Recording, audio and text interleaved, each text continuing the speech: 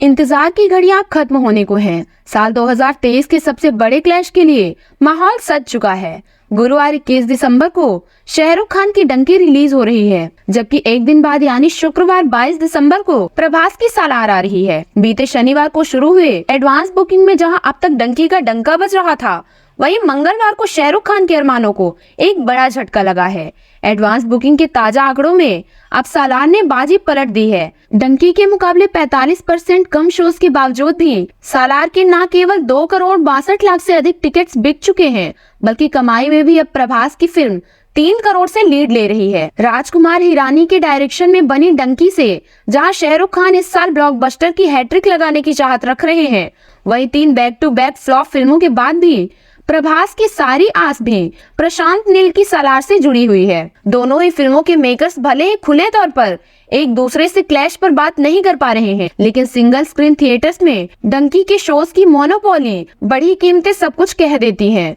रविवार की रात शाहरुख खान ने डिस्ट्रीब्यूटर्स और एग्जीबिटर्स को घर बुलाया था।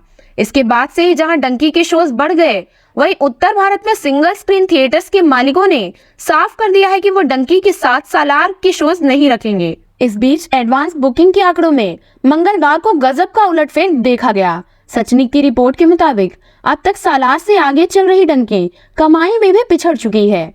मंगलवार रात तक शाहरुख खान की फिल्म के लिए 3,64,487 टिकटों की एडवांस बुकिंग हुई है, जिससे फिल्म ने 10 करोड़ 39 लाख रुपए की कमाई कर ली है। सोमवार को जहां डंकी के करीब 10,000 शोज के लिए बुकिंग हो रही थी, वहीं अब इसके शोज की संख्या बढ़कर 12,720 हो गई है। डंकी के पास एडवांस बुकिंग के लिए अब सिर्फ और सिर्फ बुधवार का दिन है, जबकि सालार की एडवांस बुकिंग गुरुवार को भी होगी। जाहिर तौर पर दोनों ही फिल्में बॉक्स ऑफिस पर एक दूसरे को टक्कर देने के लिए पूरा जोर लगा रही हैं। इतना तो साफ है कि ओपनिंग डे पर डंकी को उत्तर भारत में तो सालार को दक्षिण भारत में तगड़ा रिस्पांस मिलेगा, लेकिन इसके बाद भी कहानी पूरी तरह से फिल्म के कंटेंट के ऊपर निर्भर करती है।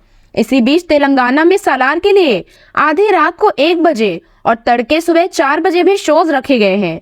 दक्षिण भारत में टिकट की कीमतों पर राज्य सरकार का कड़ा नियंत्रण है, लेकिन होमले फिल्म से अर्जी देकर सालार की टिकट की कीमतों को बढ़ाने के लिए सरकार से अनुमति ले ली गई है। कुल मिलाकर रिलीज के बाद दोनों ही फिल्मों की कमाई की रेस बड़ी रोचक होने वाली है।